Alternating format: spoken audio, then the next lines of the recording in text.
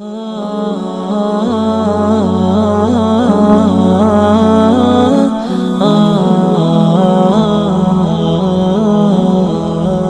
علیکم ورحمۃ اللہ وبرکاتہ۔ نحمدہ ونصلی علی رسولہ الکریم، اما بعد فاعوذ باللہ السمیع العلیم من الشیطان الرجیم، بسم اللہ الرحمن الرحیم۔ شہر رمضان الذی انزل فیہ القرآن ھدی للناس وبینات من الھدی والفرقان فمن شہد منکم الشہر فلیصم۔ صدق اللہ العظیم۔ تمام تعریفیں اللہ رب العالمین کے لیے، ہم اسی کی حمد و ثنا بیان کرتے ہیں، اسی کی بڑائی و کبریائی کو تسلیم کرتے ہیں، اس بات پر یقین رکھتے ہیں کہ زندگی اور موت صرف اسی کے اختیار میں ہیں۔ بیماری اور شفا، عزت اور ذلت، رزق میں تنگی و فراخی، قوموں کا عروج و زوال، یہ ساری چیزیں تنہا اسی کے اختیار میں ہیں۔ درود و سلام تمام انبیاء اور مرسلین پر، بالخصوص خاتم النبیین محمد عربی صلی اللہ علیہ وسلم پر۔ سامعین محترم، ماہ صیام کی آمد ہے اور یقیناً یہ اللہ کی بڑی نعمتوں میں سے ایک نعمت ہے۔ صالحین امت کے بارے میں تذکرہ ملتا ہے کہ وہ 6 مہینے قبل سے ہی رمضان کی آمد کا انتظار کرتے تھے، اور بعض کے بارے میں یہاں تک روایات ملتی ہیں کہ ایک رمضان کے خاتمے کے بعد دوسرے رمضان کی آمد تک وہ دنوں کو کاؤنٹ کیا کرتے تھے، اس لیے کہ اس مہینے کی وہ عظمت کو سمجھتے تھے، اس کی برکتوں کو، اس کے فیوز کو وہ سمجھتے تھے،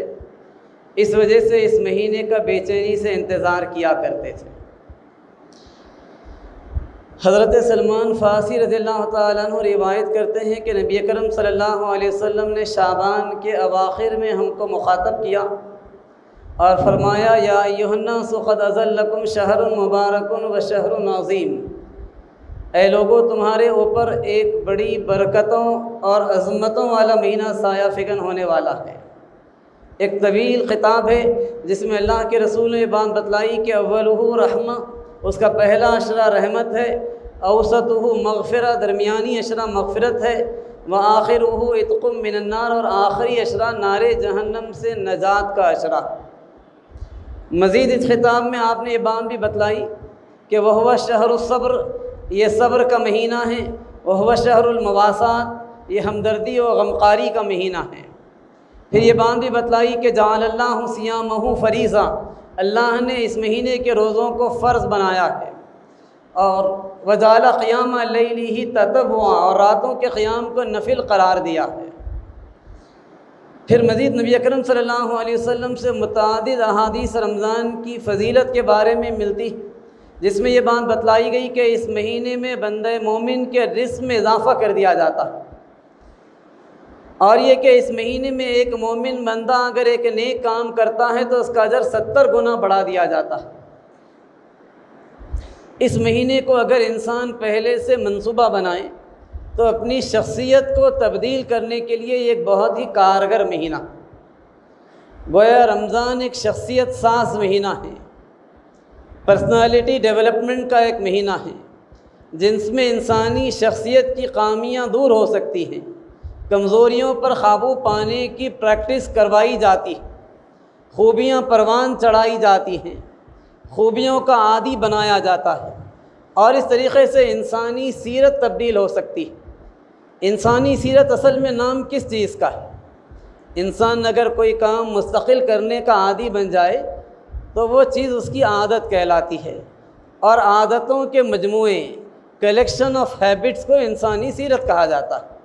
اور رمضان سیرت سازی کا مہینہ ہے، گویا کہ انسانی شخصیت کو پروان چڑھانے کا ایک بہترین موقع ہے۔ قرآن حکیم سے یہ معلوم ہوتا ہے کہ انسان کے 4 بڑے دشمن ہیں، اور بھی متعدد دشمنوں کا تذکرہ مختلف مواقع پر قرآن نے کیا ہے، لیکن 4 کیٹیگریز میں براڈلی انسان کے دشمنوں کو اہل ایمان کے دشمنوں کو تقسیم کیا جا سکتا ہے۔ ان دشمنوں کی دشمنی اور ان سے بچنے کا طریقہ اگر سوچیں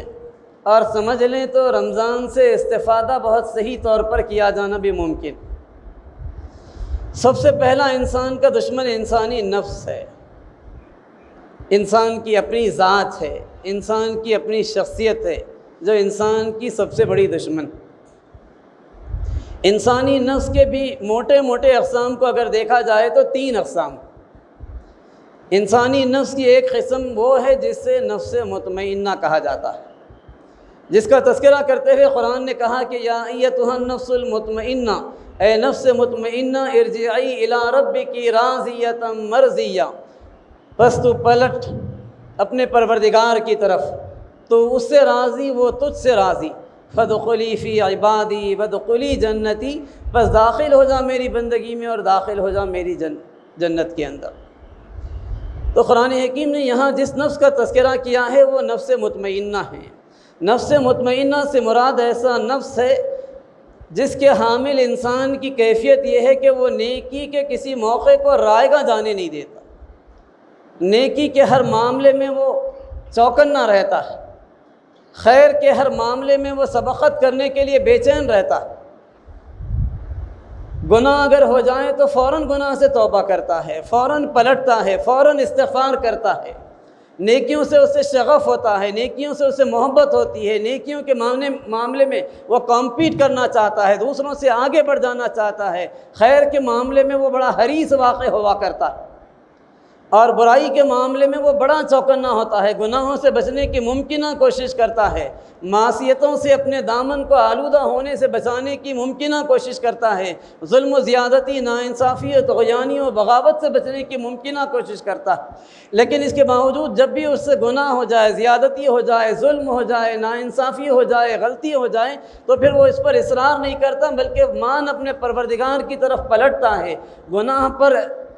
اپنے دل میں ندامت محسوس کرتا ہے، اپنے پروردگار کے سامنے اپنے گناہ کا اعتراف کرتا ہے، اقرار کرتا ہے، آئندہ عزم کرتا ہے کہ اس گناہ کو میں ریپیٹ نہیں کروں گا۔ نتیجہ یہ ہوتا ہے کہ ایسے نفس کا حامل انسان بڑے اطمینان کی زندگی گزارتا ہے، اس کا دل سکون سے بھرپور ہوا کرتا ہے، سکینتوں کا اس پر نزول ہوتا ہے، رحمتیں اس پر برساں کرتی ہیں، برکتیں اس کی زندگی میں عیاں ہوا کرتی ہیں، وہ محسوس کرتا ہے کہ قدم قدم پر خدا میرے ساتھ ہے، وہ خدا کی معیت میں زندگی گزارتا ہے، خدا کی نصرتیں اس کے شامل حال ہوا کرتی ہیں، اس کی دعائیں بارگاہ الہی میں قبول کی جاتی ہیں، اور پھر اس کے نتیجے میں بندوں کے نگاہوں میں بھی اس کا مقام بڑھایا جاتا ہے، آسمانوں میں اس کا وقار بڑھتا چلا جاتا ہے۔ یہ نفس مطمئنہ کا حامل سب سے بلند شخصیت کا حامل انسان۔ ماہ سیام کے پہلے عشرے کے بارے میں اللہ کے رسول نے جو بات بتلائی، اب اس سے تھوڑا کمپیئر کر کے دیکھیں۔ پہلا عشرہ وہ عشرہ ہے جو رحمت کا عشرہ ہے۔ یہ رحمت کون لوگ اس کے حقدار ہیں؟ قرآن یہ بتلاتا ہے والمؤمنون والمؤمنات بعضهم اولیاء بعض، مومن مرد اور مومن عورتیں ایک دوسرے کے ساتھی ہیں، یأمرون بالمعروف وینہون عن المنکر ویقیمون الصلاة ویؤتون الزکاة ویطیعون اللہ ورسولہ۔ 6 صفات ان کے اندر پائی جاتی ہیں، نیکی کا حکم دیتے ہیں، برائی سے روکتے ہیں، نماز قائم کرتے ہیں، زکوٰۃ ادا کرتے ہیں، اللہ کی بھی اطاعت کرتے ہیں اور اس کے رسول کی بھی فرمانبرداری کرتے ہیں۔ یہ 6 صفات کا تذکرہ کر کے یہ بات بتائی گئی، اولئک سیرحمہم اللہ، یہ وہ لوگ ہیں جو اللہ کی رحمت کے صحیح معنوں میں امیدوار ہیں۔ رحمتوں کا نزول ان 6 کوالٹیز کے نتیجے میں ہوا کرتا ہے۔ رحمتیں برسا تو کرتی ہیں لیکن فائدہ وہ لوگ اٹھاتے ہیں جو یہ 6 صفات اپنے اندر پروان چڑھانے میں کامیاب ہوا کرتے ہیں۔ تو رمضان کے پہلے عشرے میں اللہ کے ایسے بندے جو ان صفات کے حامل ہوا کرتے ہیں اور جو نفس مطمئنہ کی کیفیت اپنے اندر رکھتے ہیں، رحمت الہی پہلے ہی عشرے میں ان کی طرف متوجہ ہو جاتی ہے، اور اس کا نتیجہ یہ ہوتا ہے کہ پہلے ہی عشرے میں اللہ اپنے آغوش رحمت میں ان کو لے لیتا ہے، اور پہلے ہی عشرے میں ان کی مغفرت کا بھی فیصلہ ہو جاتا ہے، نار جہنم سے ان کی آزادی کا بھی فیصلہ ہو جاتا ہے۔ یہ نفس مطمئنہ کے حامل، بلند ترین نفس کے حامل لوگ۔ اب اس کے بعد دوسری کیٹیگری نفس لوامہ کے حامل لوگوں کی کیٹیگری، جس کا تذکرہ کرتے ہوئے قرآن کہتا ہے لا اقسم بیوم القیامہ ولا اقسم بالنفس اللوامہ، نہیں میں قسم کھاتا ہوں قیامت کے دن کی اور نہیں میں قسم کھاتا ہوں نفس لوامہ کی۔ نفس لوامہ سے مراد ایسا نفس ہے جو درمیانی کیفیت کا حامل نفس، نیکی کرتا ہے تو خوشی محسوس کرتا ہے، لیکن اس کے باوجود کبھی نیکی میں وہ سبقت کرتا ہے، کبھی نیکی میں سستی بھی کر دیتا ہے، احکام خداوندی کو پورا کرنے میں کبھی وہ پابندی بھی کرتا ہے، کبھی اس سے لاپرواہیاں بھی ہو جاتی، گناہ ہو جائیں تو کبھی اسے توبہ کی توفیق بھی ہوتی ہے، کبھی توبہ کے معاملے میں بھی اس سے لاپرواہی، سستی اور کاہلی ہو جاتی۔ نتیجہ یہ کہ وہ درمیانی کیفیت کا حامل، نیکیوں کے معاملے میں بھی، برائیوں سے بچنے کے معاملے میں بھی۔ تو یہ نفس لوامہ کے حامل لوگ بھی رمضان کے آغاز سے اگر رمضان کا بھرپور طور پر اہتمام کرتے ہیں، روزے رکھتے ہیں، راتوں کو قیام کرتے ہیں، سحر کے موقع پر استغفار کرتے ہیں، انفاق اور خیرات کرتے ہیں، نیکی کے دیگر کاموں میں وہ حصہ لیتے ہیں، تو دوسرے عشرے کے ختم ہونے سے پہلے بالآخر رحمت الہی ان کی طرف متوجہ ہو جاتی ہے۔ قرآن بتلاتا ہے کہ وہ کون لوگ ہوں گے جن کی مغفرت ہوگی، وَإِنِّي لَغَفَّارٌ لِمَن تَابَ وَآمَنَ وَعَمِلَ صَالِحًا ثُمَّ اهْتَدَىٰ۔ قرآن پھر 4 کوالٹیز بتلاتا کہ یہ 4 کوالٹیز جس کے اندر ہوں گی ان کے لیے میں غفار ہوں،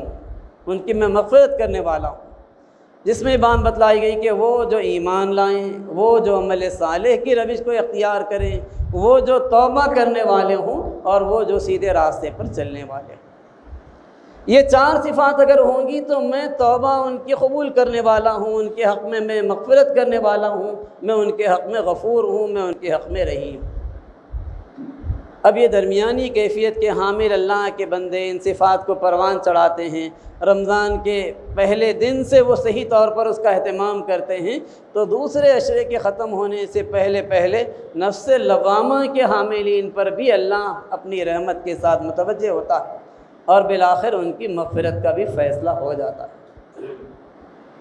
اب اس کے بعد تیسری کیٹیگری کے لوگ، وہ کیٹیگری جو گناہوں کے دلدل میں ڈوبی ہوئی، جو نیکی کے ہر موقع کو رائے گاں کرتی چلی جاتی ہے، نیکی کے کاموں میں کبھی آگے بڑھنے والی نہیں ہے، وہ انسان جس کو نیکی کی طرف ذرا بھی رغبت نہیں ہوتی، برائیوں میں ڈوبا ہوا انسان ہے۔ نتیجہ یہ ہے کہ گناہ پر گناہ ہوتا چلا گیا، ہر گناہ دل سے ایمان کے کچھ نور کو نکالتا چلا گیا، توبہ نہیں ہوئی تو وہ نور واپس نہیں آ سکا، وہاں پر سیاہ دھبا پڑتا چلا گیا، مزید گناہ ہوا، مزید سیاہی دل میں جگہ بناتی گئی، مزید گناہ ہوا، مزید نور نکلا، سیاہی آتی گئی، بالآخر اب اس دل کی کیفیت یہ ہو گئی کہ یہاں پر سیاہیوں کا دورہ ہو گیا، یہاں پر نور باقی نہیں، روشنی نہیں ہے، اور اس کے نتیجے میں دل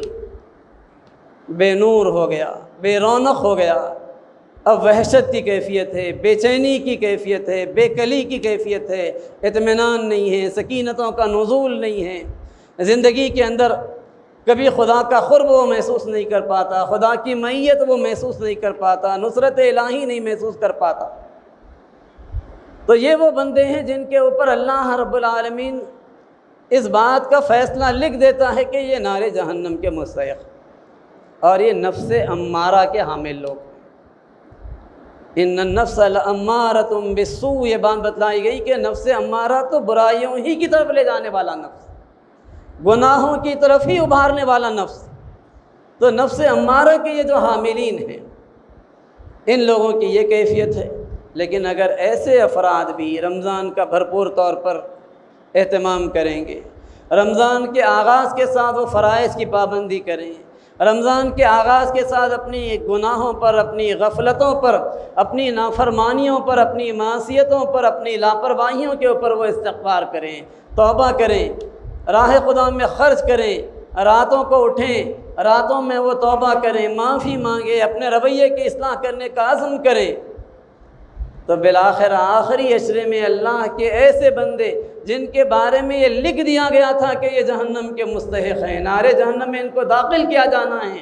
ان پر بھی اللہ رب العالمین کو رحم آ جاتا ہے اور ان کے بارے میں بھی فیصلہ کر دیا جاتا ہے کہ جہنم اب ان کا مقدر نہیں ہوگی، جہنم سے ان کو بچا لیا جائے گا۔ اسی لیے کہا گیا کہ وَآخِرُهُ عِتْقٌ مِّنَ النَّارِ، آخری اشرا تو نار جہنم سے چھٹکارا دلانے والا اشرا، نار جہنم سے آزادی دلانے والا، نجات دلانے والا اشرا۔ تو اللہ کے ایسے بندے جو نفس امارہ کے حامل ہیں، ان کے لیے بھی رمضان امید کی کرن لے کر آتا ہے کہ ان کے لیے بھی یہاں پر امید ہے، ان کے لیے بھی مایوسی نہیں۔ تو ماہ صیام میں انسان اپنے نفس کا جائزہ لے کر دیکھ لے کہ وہ کس کیٹیگری کے نفس کا حامل ہے، اور پھر اس کے بعد اپنا منصوبہ بنائیں کہ اسے کس کیٹیگری سے کس لیول تک اٹھانا ہے، کس مقام پر وہ ہے، کس مقام سے کس مقام تک اسے سفر کرنا، ایمان موجود سے ایمان مطلوب تک اسے لے جانا ہے۔ ایک تو وہ ایمان ہے جو ہمارے دل میں موجود ہے، لیکن یہ وہ ایمان نہیں ہے جس کے اوپر اللہ نے کہا کہ انتم الاعلون ان کنتم مؤمنین، غلبہ تمہارا ہوگا اگر مطلوب ایمان تمہارے اندر، سربلندی کے وعدے، عزت کے وعدے، شوکت کے وعدے، عروج کے وعدے، سرفرازی کے وعدے، دشمنوں پر کامیابی کے وعدے، اللہ کی مدد اور نصرت کے وعدے، یہ سارے کے سارے وعدے مشروط ہیں ایمان مطلوب کے ساتھ، وہ ایمان جو اللہ رب العالمین چاہتا ہے۔ کوشش یہ کرنی کہ ایمان موجود سے ایمان مطلوب کی طرف ہم رمضان کے اندر پہنچ پائیں، اور رمضان سے اچھا کوئی موقع اور کوئی موسم ایسا نہیں ہے جو ایمان کے بڑھانے کے لیے مفید ہے۔ اس لیے کہ نیکیوں کا جو ماحول پروان چڑھتا ہے، پوری سوسائٹی کے اندر نیکیوں کی بہار آ جاتی ہے، اور نیکیوں کا ایسا ماحول اور ایسا کلچر بن جاتا ہے کہ جس کے اندر برائی کرنا مشکل دکھنے لگتا ہے، نیکی کرنا آسان محسوس ہونے لگتا ہے۔ اس ماحول کے اندر یقیناً ایمان کے بڑھنے کے، ایمان کی افزونی کے، ایمان میں زیادتی کے پورے مواقع۔ تو اس وجہ سے اس بات کا پورا امکان ہے کہ ایمان موجود سے ایمان مطلوب، پریزنٹ کنڈیشن آف ایمان سے ریکوائرڈ کنڈیشن آف ایمان، اس تک ہم پہنچنے کا سفر کر سکیں، اور اگر یہ سفر کرنے میں کامیاب ہوں تو اس بات کا پورا امکان ہے کہ نفس امارہ اگر ہو تو وہ نفس لوامہ بن جائے، نفس لوامہ ہو تو وہ نفس مطمئنہ کی طرف ہجرت کر سکے۔ تو انسان کے 4 بڑے دشمنوں میں سے یہ ایک دشمن ہے نفس، جو ہر انسان کے ساتھ ہے، ہمیشہ لگا ہے۔ حضرت یوسف علیہ السلام جیسے پیغمبر نے یہ بات بتلائی تھی کہ ان النفس لامارۃ بالسوء الا ما رحم ربی، اگر اللہ ہی میرے اوپر رحم کرے، میرا رب ہی میرے اوپر رحم کرے تو میں نفس امارہ کی ہتھ کنڈوں اور چالوں سے بچ سکتا ہوں۔ تو انسان کو اپنے اس بڑے دشمن سے ہمیشہ خبردار اور چوکنا رہنے کی ضرورت ہے، اور رمضان موقع فراہم کرتا ہے، اس نفس سے مقابلے کی قوت اور طاقت پیدا کرتا ہے۔ اب انسان کا جو دوسرا دشمن ہے وہ انسان کے بالمقابل ہمیشہ ایکٹیو، ہمیشہ متحرک، انتہائی ذہین، انتہائی انٹیلیجنٹ، انتہائی چالاک، انتہائی مکار، اور وہ ہے شیطان، جو مختلف بھیس بدل کر آتا ہے، ایسے ایسے بھیس بدل کر، ایسے ایسے حربوں کو لے کر آتا ہے کہ اچھے اچھے ذہین سے ذہین، شاطر سے شاطر لوگ اس کے چکر میں پھنس جاتے ہیں۔ تلبیس ابلیس کو کبھی پڑھ کر دیکھیے، اندازہ ہوگا کہ شیطان کیسے کیسے طریقوں سے آتا۔ موسیٰ علیہ السلام کے پاس مختلف رنگوں کی چیزیں لے کر آیا۔ موسیٰ علیہ السلام نے پوچھا کہ یہ کیا ہے، تو بتلایا کہ اس کے ذریعے سے میں انسانوں کو راغب کرتا ہوں۔ عالموں کو کیسے اپنے ہتھ کنڈوں میں پھنسایا جائے وہ جانتا ہے، جاہلوں کو کیسے مارا جائے وہ بھی جانتا ہے، مالداروں کو کس طریقے سے بھٹکایا جائے وہ بھی جانتا ہے، غریبوں کو کس طریقے سے غلطیوں پر آمادہ کیا جائے وہ بھی جانتا ہے۔ اسی لیے کہا گیا کہ ان الشیطان لکم عدو، بے شک شیطان تمہارا دشمن ہے، فاتخذوہ عدوا، دشمن کو دشمن ہی سمجھو، کبھی یہ نہ سمجھو کہ یہ تمہارا دوست بنے گا۔ جس موقع پر اللہ رب العالمین نے حضرت آدم علیہ السلام کا پتلا بنایا تھا، اور اس پتلے میں خمیر ابھرنے کے لیے، خمیر اٹھنے کے لیے اس کو 40 دن کے لیے رکھ چھوڑا تھا، ابھی آدم علیہ السلام کے جسم میں روح نہیں ڈالی گئی تھی، لیکن اللہ رب العالمین نے جو منصوبہ بنایا تھا، اس منصوبے سے چونکہ ابلیس واقف تھا، روزانہ آتا تھا، آدم علیہ السلام کے پتلے کو لات مارتا تھا اور کہتا تھا کہ اگر میں تیرے اوپر غلبہ پاؤں تو تجھے ستیہ ناش کر کے چھوڑوں گا۔ تجھے تباہ اور برباد کر کے چھوڑوں گا۔ اس وقت سے دشمن ہے جب سے اس کو اس بات کا علم ہوا کہ ایک ایسی مخلوق بنائی جانے والی ہے جس کا مقام مجھ سے کہیں زیادہ بلند ہوگا۔ تو یہ انسان کا سب سے بڑا دشمن، کوئی موقع چھوڑنے والا نہیں ہے ایسا دشمن۔ لیکن رمضان ایک بڑی خوشخبری لے کر آتا ہے کہ ایسے سرکش شیاطین کو اللہ رب العالمین رمضان میں قید کر دیتا ہے۔ شیطان ابلیس اکیلا نہیں ہے، بلکہ اس کی بھی نسل ہے، اس کی بھی اولاد اور اولاد ہے، اور ہر انسان کے ساتھ اللہ رب العالمین نے ابلیس کی اولاد میں سے ایک کو لگا دیا ہے، اور ایک شیطان ہر انسان کے ساتھ لگا ہوا۔ لوگوں نے پوچھا کہ یا رسول اللہ کیا آپ کے ساتھ بھی ایک شیطان لگا ہوا ہے؟ اللہ کے رسول نے کہا کہ ہاں، لیکن وہ مسلمان ہو گیا۔ نبی اکرم صلی اللہ علیہ وسلم نے اس شیطان سے بچنے کے لیے مستقل پناہ مانگی، انبیاء علیہ السلام نے پناہ مانگی۔ تو اس شیطان سے بچنے کے لیے اس مہینے میں آسانی فراہم کر دی جاتی ہے، اور وہ آسانی اس شکل میں کہ شیطان کو زنجیروں سے جکڑ کر سمندروں میں قید کر دیا جاتا ہے۔ اور جب شیطان قید ہو گیا تو انسان کے جو 4 دشمن ہیں ان میں سے یہ 2 مستقل دشمن ہیں، نفس اور شیطان۔ باقی 2 دشمن ایسے ہیں جن سے کسی کو سابقہ پڑتا بھی ہے، کسی کو سابقہ نہیں بھی پڑتا۔ 2 مستقل دشمنوں میں سے ایک دشمن میدان میں سے ہٹا دیا گیا، اب مقابلہ ایک ہی دشمن نفس سے۔ تو بہت سارے لوگ جن کو 2 دشمنوں سے ایٹ اے ٹائم لڑنا مشکل تھا، ایک دشمن سے لڑنا ان کے لیے آسان ہو جاتا ہے، اور ایک دشمن سے لڑنا جب آسان ہو جاتا ہے تو اس کے نتیجے ہی میں نیکیوں کا یہ ماحول پروان چڑھتا ہے۔ یہ نیکیوں کی رغبت، خیر کے کاموں میں آسانی، مساجد کے اندر آبادی کی کثرت، گھروں سے تلاوت قرآن کی اٹھتی ہوئی آوازیں، تراویح میں لوگوں کا ذوق و شوق سے آنا، لوگوں کو افطار کروانے کی رغبت، غریبوں کا خیال کرنے کی خواہش، یہ جو ساری کی ساری نیکی کی کیفیات پروان چڑھتی ہیں، اس کی بہت بڑی وجہ یہی ہے کہ شیطان میدان سے ہٹا دیا گیا۔ وسوسے ڈالنے، نیکیوں سے رکوانے اور برائیوں کی طرف راغب کرنے والا اب میدان میں نہیں ہے، اور اس کے نتیجے میں نیکیوں کا کرنا اہل ایمان کے لیے آسان ہو جاتا ہے۔ ہاں، اگر کسی کا نفس اتنا خراب ہو گیا کہ وہ برائیوں کے دلدل میں ڈوبا ہوا ہے اور اب اسے شیطان کی ضرورت ہی باقی نہیں ہے گمراہ کرنے کے لیے، تو پھر شیطان کا میدان سے ہٹایا جانا اس کو کوئی فائدہ نہیں دیتا، اس کا نفس ہی اس کے لیے کافی رہتا کہ وہ گناہوں سے نکلنے نہیں دیتا۔ تو انسان کے یہ 2 بڑے دشمن۔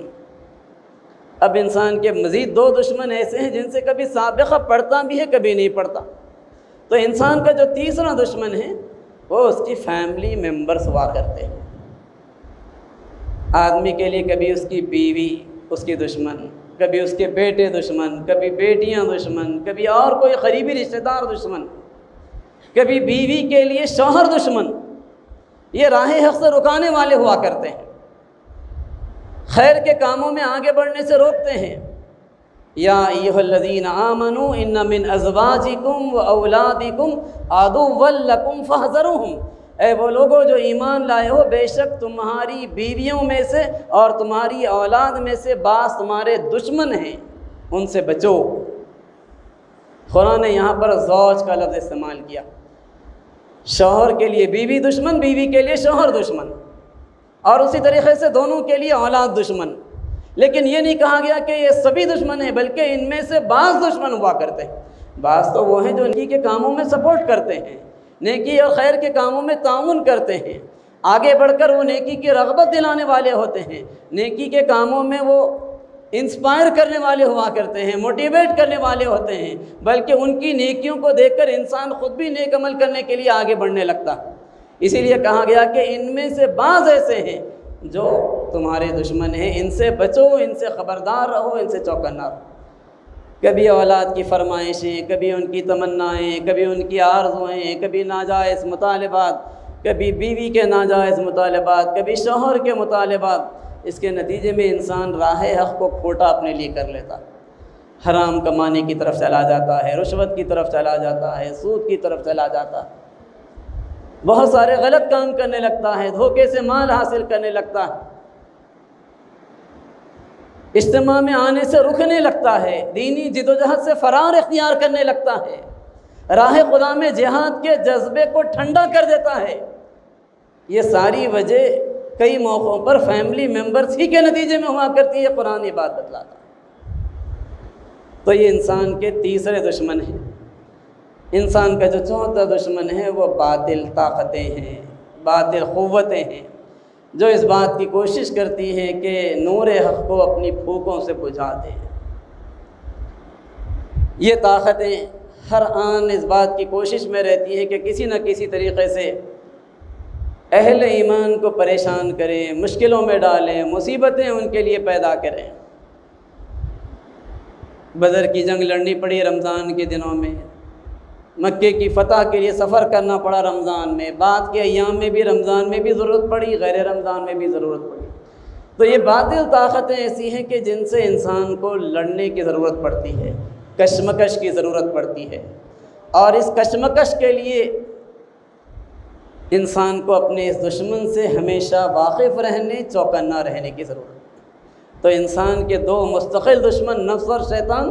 اور باقی دو دشمن جن سے سابقہ کبھی پیش آ بھی سکتا ہے، کبھی نہیں بھی آ سکتا ہے، یہ فیملی ممبرز اور پھر باطل طاقتیں ہیں۔ رمضان کا مہینہ یہ موقع فراہم کرتا ہے کہ انسان ان چاروں دشمنوں سے مقابلہ کرنے کی صلاحیت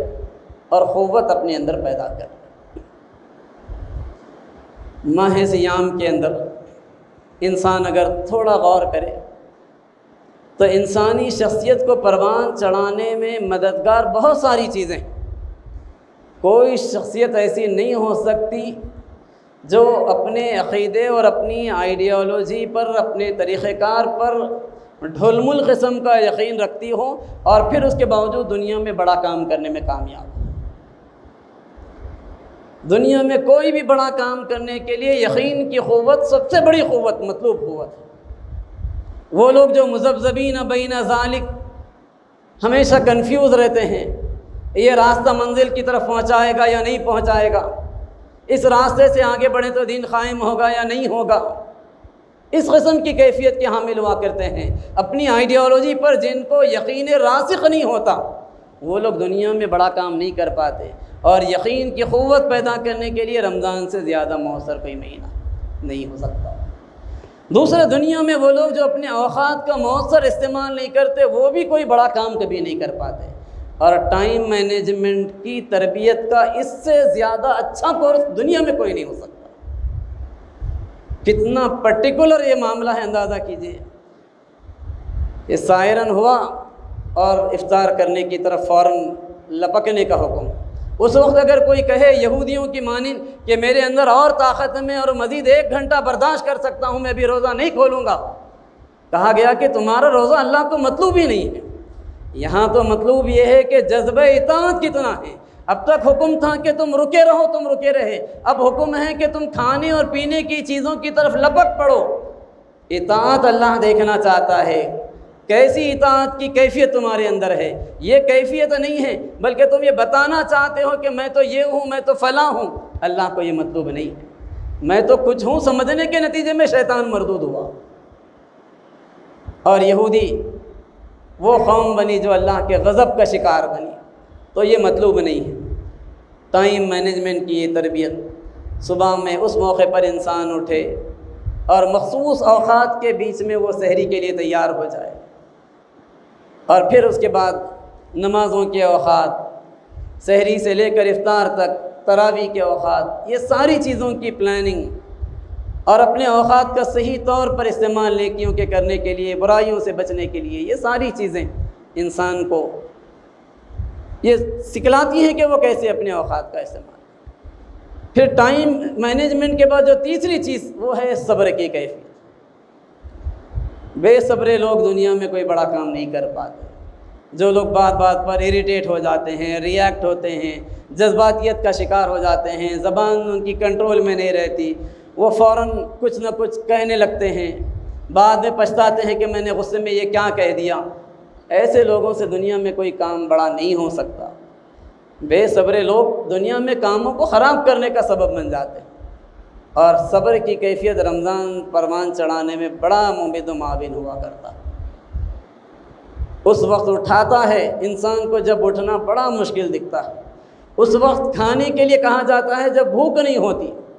اور پھر اس کے بعد کہا جاتا ہے کہ اب تم کو کھانے سے بھی رکنا ہے، پینے سے بھی رکنا ہے، خواہشات نفس پر بھی تمہیں کنٹرول لگانی ہے، زبان پر بھی کنٹرول لگانی ہے، اپنے جسم کے دیگر اعضاء پر بھی کنٹرول لگانی ہے۔ پورا دن اس سخت کنٹرول کے ساتھ اپنی نگرانی کرتے ہوئے گزارنا، اور پھر اس کے بعد وہ افطار کر لے تو اس کے بعد کہا جاتا ہے کہ اب تم کو تیاری کرنی ہے ایک لمبی نماز کی، لمبے قیام کی، جس میں لمبی تلاوت ہوگی، نارمل دنوں سے 20 رکعتیں ایکسٹرا تم کو پڑھنی، دن بھر کی روزے کی محنت اور مشقت کے بعد انسان اس کے لیے آمادہ کرے اپنے آپ کو۔ جس آدمی کے اندر صبر نہیں ہے وہ 20 رکعت تو یکسوئی کے ساتھ پڑھے گا ہی نہیں، کبھی 4 رکعت پڑھ کے نکل جائے گا، کبھی اسے یہ احساس ہوگا کہ گنجائش ہے نفل نماز ہے، آج 2 رکعت پڑھ کے چلے جاؤں، ایک دن تراویح نہ پڑھوں تو کیا نقصان ہے، کبھی 10 رکعت کے بعد نتیجہ یہ ہوتا ہے کہ مسجد میں ہم دیکھتے ہیں 4 کے بعد کچھ تعداد کم، 8 کے بعد کچھ کم، 12 کے بعد کچھ کم، 16 کے بعد کچھ کم، یہ کیفیت چلتی رہتی، اور پھر پہلا عشرہ گزر جائے تو دوسرے عشرے میں کیفیت یہ ہو جاتی ہے کہ جہاں پر 10 صفحے تھی وہاں جا کر 3 صفحے باقی رہ جاتے ہیں۔ تو یہ جو کیفیت ہے یہ کیفیت صبر کے نہیں ہونے کا نتیجہ ہے، حالانکہ رمضان صبر کی کیفیت کو پروان چڑھاتا ہے۔ صبر کے معنی ہے ڈٹ جانا، استقامت کے ساتھ جم جانا، اپنے اسٹینڈ کو کسی صورت میں نہیں چھوڑنا، اور یہ صبر کی کیفیت اگر پیدا ہوگی تو اس کا نتیجہ یہ ہوگا کہ باطل ہم کو اپنے مقام سے ہلانے کی کتنی بھی کوشش کرے، ہم جم کر ٹھہریں گے اس راہ کے اندر۔ اور یہ کیفیت صبر انسانی شخصیت کو پروان چڑھانے کا ایک اہم ذریعہ ہے۔ پھر انسان کی پرسنالٹی کو ڈیولپ کرنے میں ایک اور چیز ہے، وہ مال کی محبت انسانی دل سے نکال دی جائے۔ مال انسان کے جیب میں جب تک ہو وہ اس کے لیے اچھا ہے، جیب سے آگے بڑھ کر وہ دل کے اندر چلا جائے، اس کی محبت دل میں پنپنے لگے تو پھر یہ انسان کو تباہ کرنے والی چیز ہے۔ بہت بڑے بڑے مالدار تھے صحابہ کے اندر، عبد الرحمن ابن عوف رضی اللہ عنہ، عثمان غنی رضی اللہ تعالیٰ عنہ، اتنے مالدار تھے کہ ایک وقت میں 30 ہزار کے لشکر کو انہوں نے کھانا کھلایا تھا۔ 500 ہزار کا ولیمہ کرنے کئی سال لوگ اوپر نیچے ہوتے ہیں، پریشان ہوتے ہیں، 30 ہزار کے لشکر کو ایک وقت میں کھانا کھلانے کی اٹھ کر ذمہ داری لیتے تھے، لیکن اس کے باوجود مال کی محبت دل میں کبھی نہیں آئی، اور مال کی محبت نہیں ہونے کا نتیجہ یہ تھا کہ جب بلایا جائے جب حاضر ہو جاتے تھے، جہاں پر جانے کا حکم دیا جائے وہاں جانے کے لیے تیار ہو جاتے تھے، جب جان لڑا دینے کے لیے کہا جائے جان لڑا دینے کے لیے تیار ہو جاتے تھے۔ تو یہ کیفیت ماہ صیام پروان چڑھاتا ہے کہ مال کی محبت دل سے نکال دیتا، اور یہ محبت مال جب دل سے نکلتی ہے تو پھر انسان بہت حد تک بے خوف ہو جاتا ہے، وہ شجیع بن جاتا ہے، بہادر بن جاتا ہے، پرعزم بن جاتا ہے۔ اور یہ بات بتلائی گئی کہ رحمتوں کا نزول اگر تم چاہتے ہو تو راہ خدا میں خرچ کرو۔ وَمِنَ الْأَعْرَابِ مَن يُؤْمِنُ بِاللَّهِ وَالْيَوْمِ الْآخِرِ وَيَتَّخِذُ مَا يُنْفِقُ قُرُبَاتٍ عِندَ اللَّهِ وَصَلَوَاتِ الرَّسُولِ أَلَا إِنَّهَا قُرْبَةٌ لَهُمْ۔ یہ بات بتلائی گئی کہ اعرابیوں میں سے مدینے کے اطراف میں آؤٹ اسکرٹس میں جو بدو لوگ رہتے تھے، الٹریٹ قسم کے لوگ ہوا کرتے تھے، وہ آ کر بڑے رف اسٹائل میں اللہ کے رسول سے مختلف سوالات کر لیا کرتے تھے۔ تو ان کا تذکرہ کرتے ہوئے قرآن یہ کہتا ہے کہ یہ لوگ سوال کرتے تھے کہ ہم اگر راہ خدا میں خرچ کریں گے تو اس کے نتیجے میں ہم کو کیا ملے گا؟ کیا اس کے نتیجے میں ہم کو اللہ کی رحمتوں میں سے کچھ حصہ ملے گا؟ نبی کی دعائے رحمت میں سے کچھ حصہ ملے گا؟ تو بتلایا گیا کہ ہاں اللہ کا قرب بھی ہوگا، سَيُدْخِلُهُمُ اللَّهُ فِي رَحْمَتِهِ، اللہ ان قریب ان کو اپنی رحمت میں بھی داخل کرے گا۔ تو یہ خرچ کرنے کا مطالبہ ایسا نہیں ہے کہ کروڑ پتی ہو تو خرچ کرو، لکھ پتی ہو تو خرچ کرو، وَمِمَّا رَزَقْنَاهُمْ يُنْفِقُونَ، تمہیں جو رزق دیا گیا ہے اس میں سے خرچ کرو۔ آپ اسٹوڈنٹ ہیں، آپ کی پاکٹ منی اگر 500 روپے ہے تو اس میں سے کیا خرچ کرو گے وہ اللہ دیکھنا چاہتا ہے۔ اس لیے شریعت نے کبھی کوانٹٹی کا مطالبہ نہیں کیا کہ اللہ کی راہ میں 10,000 خرچ کرو، 1,00,000 خرچ کرو، پرسنٹیج کا مطالبہ کیا۔ زکوٰۃ کا ڈیمانڈ پرسنٹیج کے اندر ہے، راہ خدا میں خرچ تمہاری انکم کیا ہے، پروپورشنیٹ کیا خرچ کرتے ہو، اللہ وہ دیکھنا چاہتا۔ یہ نہیں ہے کہ بہت مالدار ہو تو خرچ کرو۔ کھجوریں خرچ کرنے والوں کے جذبے کو دیکھ کر اللہ کے رسول نے کھجوروں کو اونڈیل دیا تھا پورے سامان کے اوپر اور کہا تھا کہ یہ سب پر بھاری۔ تو اللہ رب العالمین اس کیفیت کو بھی دیکھنا چاہتا ہے جس کیفیت کے ساتھ انسان راہ خدا میں خرچ کرتا ہے۔ پھر اسی کے ساتھ ساتھ دنیا کے اندر کوئی آدمی اگر میدان جنگ میں جاتا ہے، میدان جہاد میں جاتا ہے، وہاں اس بات کی ضرورت پڑ سکتی ہے کہ انسان بھوک کو برداشت کرے، پیاس کو برداشت کرے، نیند کو قربان کرے، اور رمضان ان سب کی تربیت دیتا ہے۔ میدان جہاد میں کوئی سپاہی اگر یہ کہنے لگے کہ میں نے کھانا نہیں کھایا، میں محاذ پر نہیں ٹھہر سکتا، تو اس کے نتیجے میں فوج کا کیا حشر ہو سکتا ہے ہم اندازہ کر سکتے ہیں۔ تو ماہ سیام تو اللہ کے ان سپاہیوں کو تیار کرتا ہے جو راہ خدا میں جد و جہد کے لیے ہمیشہ تیار، ہر آن تیار ہو، اور اس کے لیے یہ سخت قسم کی ٹریننگ دی جاتی ہے۔ یقیناً اس ٹریننگ کا ایک طرف فائدہ تو یہ ہے کہ گناہ معاف ہوتے ہیں، جنت اس کے نتیجے میں اللہ رب العالمین عطا فرماتا ہے، آخرت کے بلند درجات عطا فرماتا ہے، لیکن دنیا میں فوراً جو مطلوب ہے وہ یہ کہ راہ خدا کا ایسا سپاہی تیار ہو جائے جو راہ خدا میں جد و جہد کے لیے ہر آن تیار، جو اس زمین پر امر بالمعروف اور نہی عن المنکر کے اہم مشن کو پورا کرنے کے لیے تیار ہو، جو دعوت اللہ کے اہم تقاضوں کو پورا کرنے کے لیے تیار ہو، جو اقامت دین کی جد و جہد کے لیے تیار ہو، وہ سپاہی تیار کرنا مطلوب۔ یہی وجہ ہے کہ یہ بشارتیں دی گئی کہ اللہ کی رضا کی خاطر اگر کوئی روزہ رکھے تو اس کے منہ سے اٹھنے والی بدبو بھی اللہ کو مسک کی خوشبو سے کہیں زیادہ پسند۔ یہ بات بتلائی گئی کہ وہ بندہ اللہ کو اتنا پسند ہے کہ اس کے لیے جنت کے 8 دروازوں میں سے ایک دروازہ تو مختص کر دیا جاتا ہے، ریان نامی دروازہ۔ اس کو 2 فرحتیں دی جاتی ہیں۔ ایک فرحت تو وہ ہے جو روزہ کھولنے کے وقت ہر صاحب ایمان محسوس کرتا ہے، وہ لذت، وہ مسرت، وہ اطمینان اور سکینت کی کیفیت، وہ سرور کی کیفیت جو روزہ افطار کرنے کے موقع پر ایک بندہ مومن محسوس کرتا ہے، کافر کبھی وہ محسوس نہیں کر سکتا۔ دنیا میں یہ مسرت اور سرور و اطمینان کی کیفیت ہے، تو اندازہ کیجئے کہ خدا کے دیدار کے موقع پر جس دوسری فرحت کا وعدہ کیا گیا ہو وہ کیسی فرحت ہے۔ وہ فرحت تو ایسی فرحت ہوگی کہ اللہ کو جب بندہ دیکھے گا تو جنت کی ہر لذت کو بھی وہ بھول جائے گا۔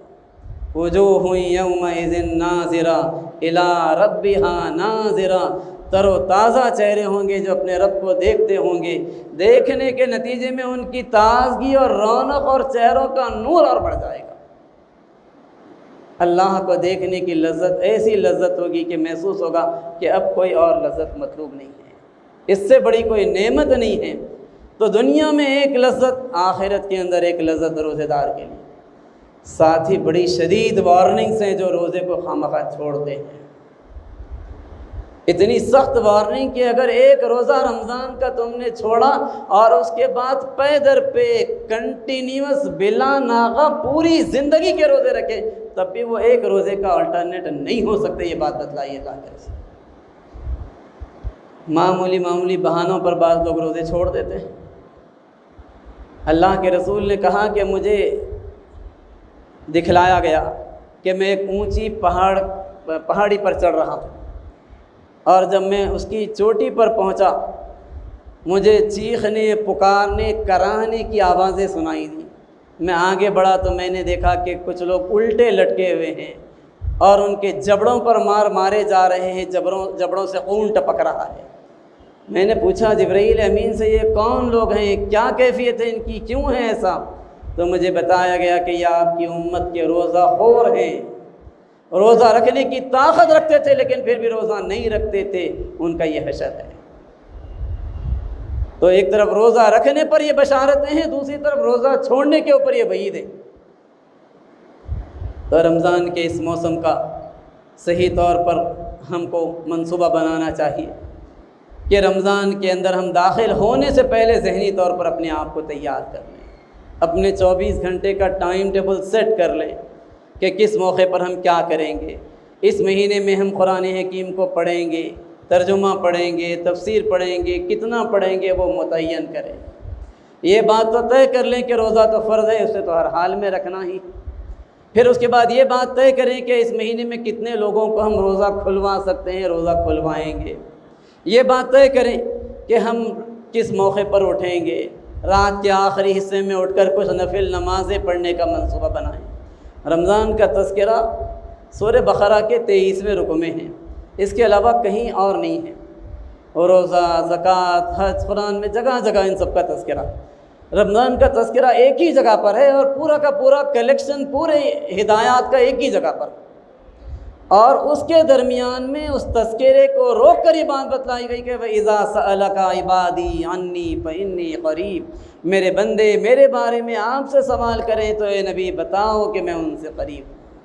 اجیب دعوت الداعی اذا دعان، پکارنے والا پکارتا ہے تو میں اس کی پکار کا جواب دیتا ہوں۔ فَلْيَسْتَجِيبُوا لِي وَلْيُؤْمِنُوا بِي، بس میرے بندوں کو بھی چاہیے کہ وہ میری بھی پکار کا جواب دیں، مجھ پر ایمان رکھیں، شاید کہ وہ رشد و ہدایت سے سرفراز کر دیے جائیں۔ اللہ رب العالمین کتنے محبت بھرے انداز میں اپنے بندوں سے مخاطب کہ بتاؤ کہ میں قریب ہوں۔ ڈائریکٹ مجھ کو پکارا جا سکتا ہے، ادھر سے ادھر سے عرضیاں پہنچانے کی ضرورت نہیں ہے۔ فلاں بزرگ کے بغیر، فلاں واسطے کے بغیر میں اپنے رب کے پاس نہیں پہنچ سکتا، ایسا کوئی تصور اسلام نے نہیں دیا۔ پادری کے پاس جاؤ تو پادری تمہاری عرضی پہنچائے گا، کرسچینٹی کا وہ تصور اسلام کے اندر نہیں۔ تمہارا رب ہمیشہ موجود ہے، ہر آن موجود ہے۔ تم پکارو، آہستہ آہستہ پکارو، خفیہ طور پر چپکے چپکے پکارو یا بلند آواز سے پکارو، ہر حال میں تم کو سن رہا ہے۔ وہ تم سے قریب ہے، تمہاری شہرت سے زیادہ قریب ہے، اور وہ بندے کی پکار کو سن کر خوشی محسوس کرتا۔ مانگنے والوں سے دنیا نفرت کرتی ہے، ان سے بچنا چاہتی ہے، لیکن اللہ مانگنے والوں کو محبت کی نگاہ سے دیکھتا۔ اور یہی وجہ ہے کہ دنیا میں کئی موقع پر توبہ کرنے والوں نے صالحین سے زیادہ بلند مقام پایا۔ ندامت کے آنسوؤں نے انسانوں کو وہ مقام دلایا ہے جو مستقل نیکی کرنے، گناہ سے دور رہنے والوں کو بھی نہیں مل پایا۔ استغفار خدا کی نگاہ میں انسان کے مقام کو مستقل بلند کرتا۔ کیا وجہ تھی؟ اللہ کے رسول کو کیا ضرورت تھی دن میں 70 مرتبہ استغفار کرنے کی، 100 مرتبہ استغفار کرنے کی؟ لیکن یہ استغفار اللہ کو اتنا پسند ہے کہ اگر کوئی قوم استغفار کرنے والی نہ ہو تو اسے دنیا سے ہٹا دیا جائے، اور میں چاہوں گا کہ دوسری قوم کو لاؤں جو استغفار کرنے والی ہو۔ یہ بات بتائی گئی۔ استغفار کے نتیجے میں بندے کو قرب الہی عطا کیا جاتا ہے۔ تو اس بات کی کوشش کرنی چاہیے کہ دعائیں، استغفار رمضان کے دنوں میں سحر کے موقع پر خاص طور پر یہ کی جائیں۔ اسی طریقے سے یہ بات طے کریں کہ اس مہینے میں ہم کتنے مسلمان دوستوں کو جو خدائی احکام سے دور ہیں قریب کرنے کی کوشش کریں گے۔ وہ لوگ جو صرف رمضان کے اندر نماز کو اور مسجد کو آنے کے عادی ہیں، ان کو قائل کریں گے، کنونس کریں گے کہ وہ آئندہ بھی آئیں۔ کتنے غیر مسلموں تک ہم اسلامی لٹریچر پہنچائیں گے وہ طے کریں۔ کتنے غیر مسلموں کو ہم قرآن پہنچائیں گے وہ طے کریں۔ ہماری کوئی گیدرنگ ہے غیر مسلموں کے لیے، کوئی افطار پارٹی ہے، کہیں وزٹ دا موسک پروگرام ہے، کہیں کوئی اور پروگرام ہے، تو اس میں کتنے غیر مسلموں کو ہم انوائٹ کریں گے وہ طے کریں۔ طے کریں کہ ہم خدمت خلق کے کتنے کام اس مہینے کے اندر کریں گے۔ رمضان تو ہمدردی کا مہینہ ہے، غمخواری کا مہینہ ہے، یہ بتلاتا ہے کہ انسان بھوک کو محسوس کر کے غریبوں کی ضرورتوں کو محسوس کرے، تو سوشل سروس کے جذبے کو ابھارنے والا یہ مہینہ۔ اور پھر اس کے ساتھ ساتھ وہ ملت جو پریشان ہے، دنیا کے مختلف حصوں سے آزمائشوں میں گزر رہی ہے، اس کے حق میں بھی دعائیں کرنا افراد امت کو نہیں بھولنا چاہیے۔ تو رمضان کی صحیح طور پر پلاننگ ہوگی، شخصیت کو پروان چڑھانے کے لیے قرآن کے مطالعے، حدیث کے مطالعے، اسلامی لٹریچر کے مطالعے، راہ خدا کی جد و جہد، غیروں کو اسلام کی طرف دعوت دینے کی کوشش، خدمت خلق کے کام، راتوں کا قیام، تراویح، خیر کے جتنے ممکن کام ہیں انسان اس مہینے کے اندر کرنے کے لیے صحیح طور پر منصوبہ بندی کرے، اور ایسی منصوبہ بندی کرے کہ مہینہ ختم ہو تو پھر اسے افسوس نہ ہو کہ میں نے قیمتی دنوں کو کھو دیا، بلکہ مہینہ ختم ہونے کے بعد جب وہ جائزہ لے تو محسوس کرے کہ میں نے اس مہینے کا اچھا استعمال کیا۔ نتیجتاً مجھے امید ہے کہ اللہ رب العالمین میری مغفرت بھی کرے گا اور مجھے بلند درجات بھی عطا کرے گا۔ یہ توقع انسان کو بنے گی، یہ سکون انسان کو ملے گا۔ مجھے توقع ہے کہ اللہ رب العالمین ہم کو ایمان اور صحت دونوں کی اچھی کیفیتوں کے ساتھ انشاءاللہ رمضان میں داخل کرے گا، اور اس بات کی بھی توقع ہے کہ اس رمضان میں پینڈیمک پریشان نہیں کرے گا اور ہم خیر کے کاموں کو پورے شوق اور رغبت کے ساتھ آسانی کے ساتھ کر پائیں گے۔ اللہ رب العالمین ہمارے لیے آسانیاں پیدا فرمائیں، ہماری زندگی کا ایک ایسا رمضان اس کو بنا دے جو ہماری شخصیت کے ڈیولپمنٹ کا ذریعہ بن جائے، ہماری خامیاں دور ہو جائیں، ہماری سیرت بلندی کی طرف مائل ہو، ہماری روح قوت اور طاقت کو حاصل کرنے کا اس مہینے کو ذریعہ بنا لے، اور ایک طاقتور روح کے ساتھ رمضان کا اختتام ہو۔ اے اللہ ہم کو اسلام پر زندہ رکھ، ایمان کی حالت میں موت دے، آمین۔ وآخر دعوانا